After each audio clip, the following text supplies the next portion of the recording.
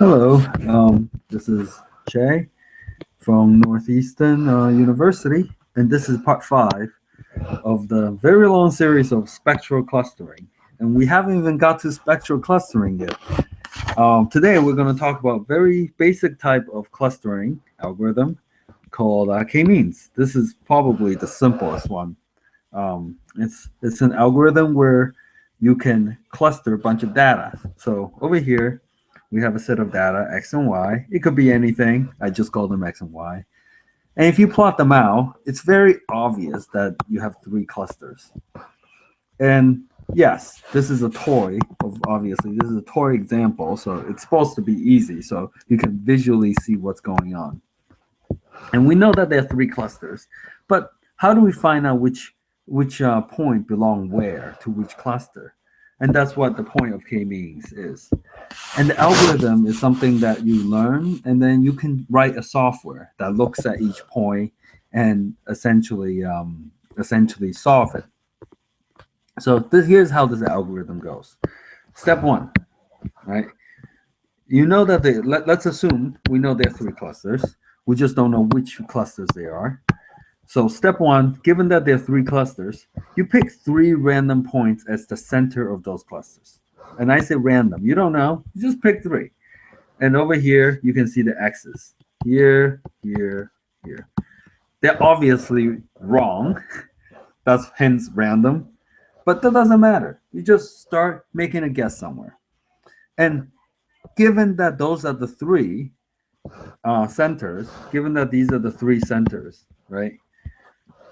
You assign each point to its closest center. So you find the distance here, and then the distance.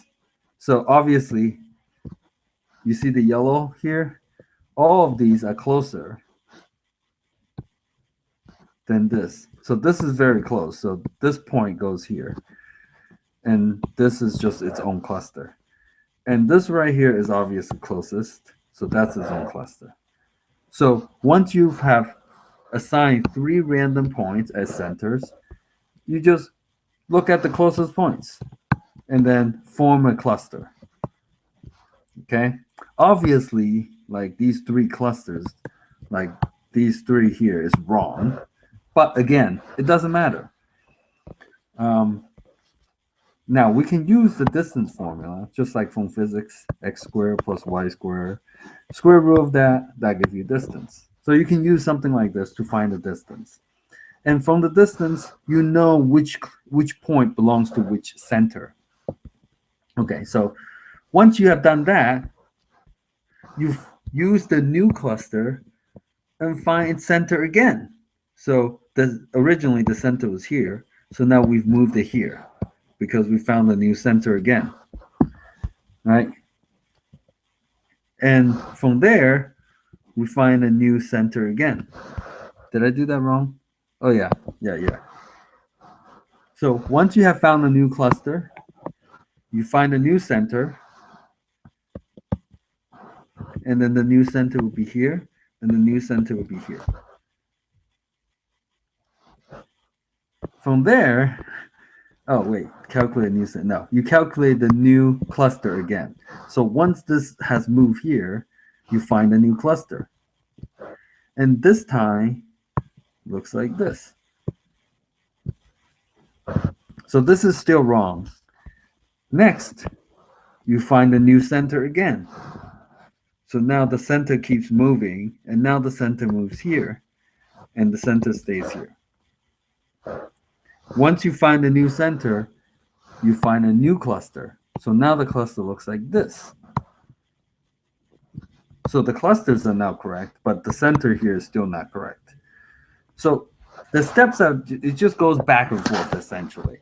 What you do is that first you guess, like you guess the three centers.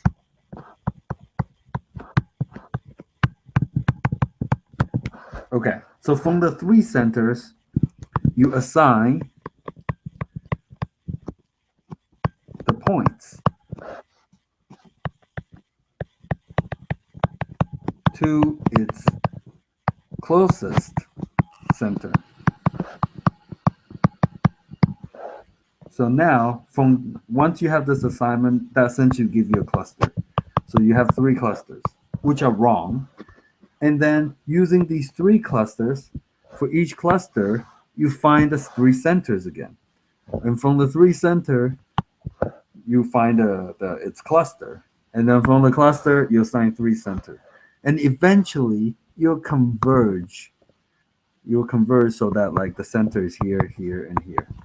And you will have the 3 clusters and the 3 centers. That is actually correct. Now, if you were with this, once you go over this and this again, over and over again, the center values will stop changing. And when that happens, that's when you know you found the center. After you have found the center, you can find the total distance.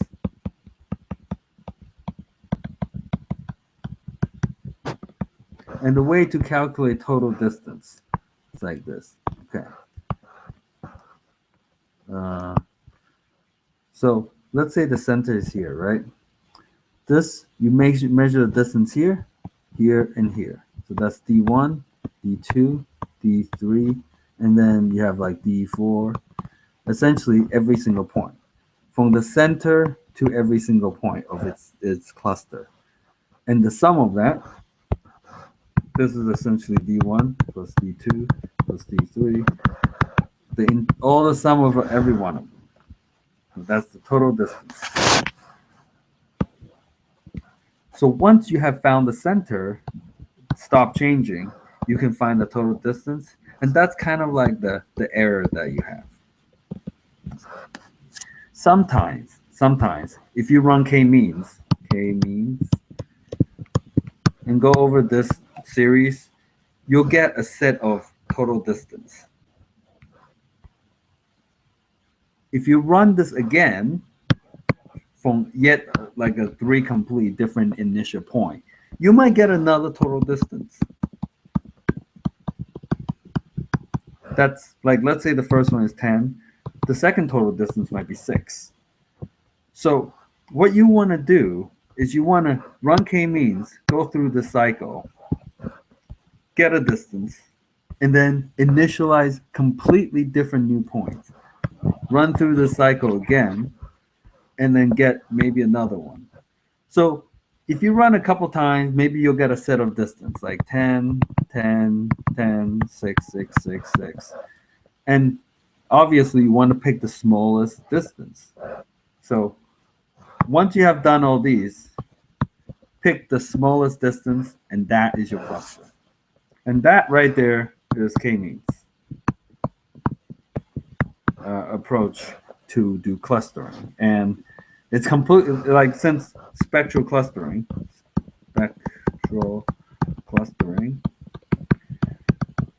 actually uses k-means to complete its final phase.